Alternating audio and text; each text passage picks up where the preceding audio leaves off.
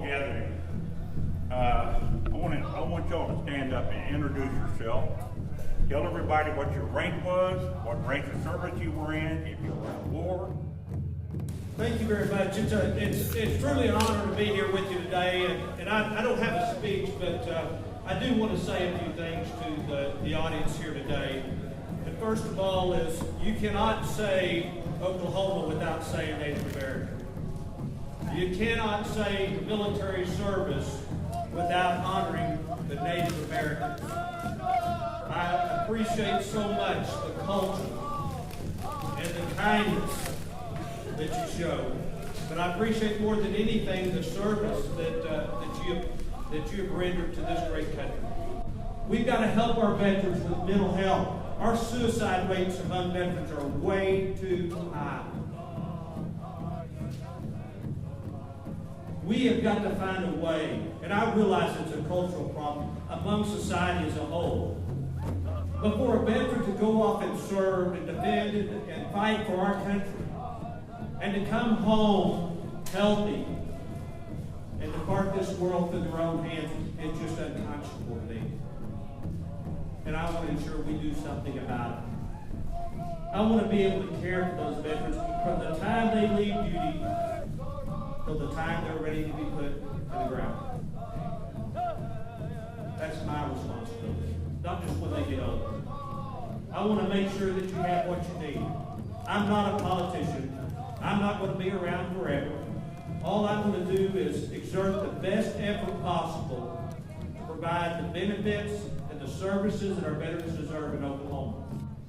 God bless you. Thank you for what you do. Thank you for the wonderful, absolutely wonderful culture and the credibility you bring to this great state. God bless you. Thank you for letting me speak.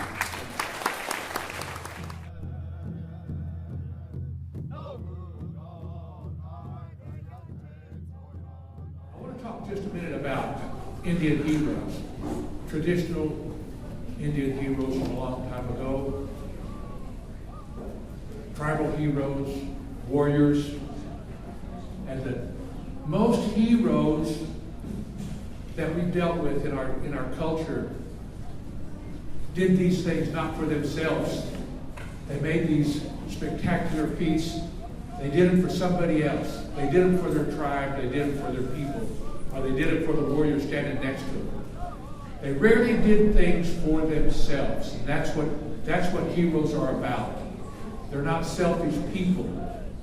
They cared about people. They loved people. Heroes were made by love, not hate.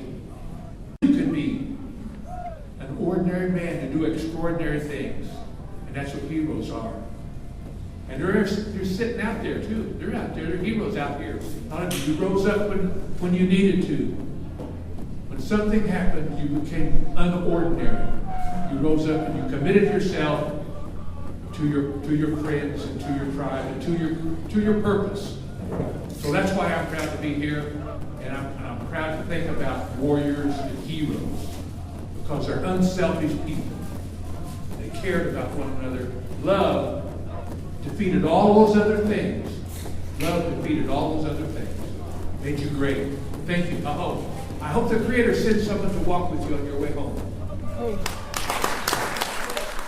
You know what? I think we all realize, being former soldiers, Marines, sailors, airmen, that it don't matter what race you are.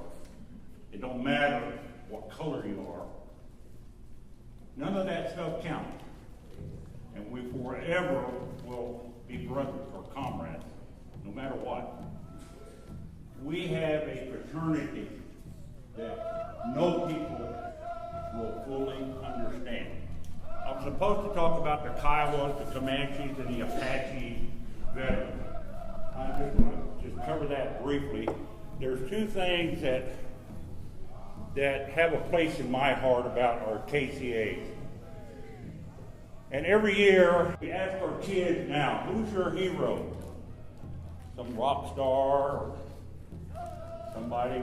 All they have to do is look around. I'm proud to serve, and I'm glad to know all of y'all now. And by the way, 24 years of active duty, almost 25, and 24 years with the Comanche Indian Veterans Association and Comanche Boy Scouts. This is my last commitment. No more funerals, no more headstones, no more color guard. I'm almost 70 years old, tired. Can't fight anymore. I'm ready to travel with my wife, enjoy my grandchildren, and my one great grandson. So, thank you all. I really enjoyed being here today. Thank you very much.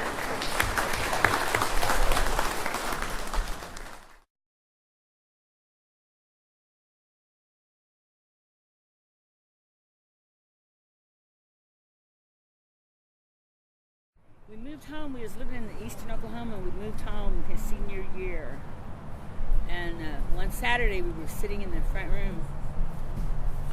And he said, Mom, he said, I talked to your recruiter. And I didn't think nothing. And a car just happened to pull up.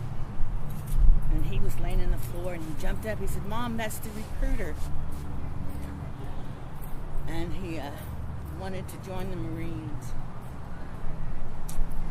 I had mixed emotions that day as I do now. When the recruiter came in, he seen my tears already. And he said, Ma'am, Miss Ware, he said, you know, you don't have to do this. I said, I know I don't. I said, but this is what he wants to do.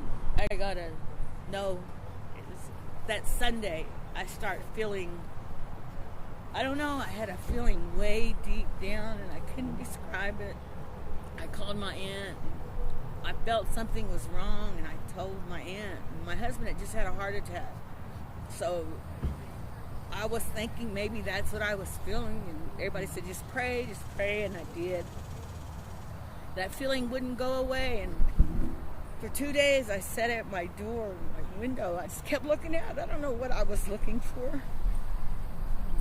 And when it came, I wish it never did. I seen a van pull up and it did a funny U-turn. And by the time I got to my front door, that van was at my door and 4 doors opened in unison. It was the Marine Corps coming to tell me my baby had been killed in action that morning. He was Kiowa Comanche. He was enrolled Kiowa. Yes. He was on his 2nd deployment. He was corporal. His commanding officers had wrote to me and they told me he was a fast learner and he was advancing fast. It took people a couple of years to advance and he was just in there a year and then made it up to corporal, and he was going up. He was going to go on up and he said he wanted to be a high-ranking officer, but he was cut short. His life was cut short November 16th in battle.